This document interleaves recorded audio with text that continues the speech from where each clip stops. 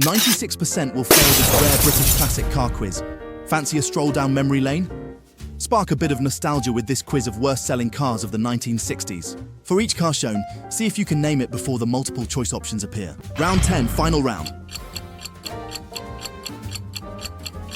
A. 1970 Reliant Robin Mach 1. B. 1962 Reliant Regal 325. C. 1965 Reliant Rebel.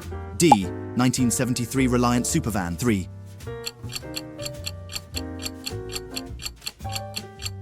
The correct answer, B. 1962 Reliant Regal 325. The Reliant Regal 325 was produced from 1962 to 1973. The Regal 325 is infamous for its quirks and is often the butt of jokes, but it has its place in motoring history. With a single front wheel doing all the steering, the car was prone to tipping over. If you liked this quiz, please give us a like and consider to subscribe to our channel. This will help me make more fun quizzes. Now, did you miss a car in this list? Share your thoughts in the comments below.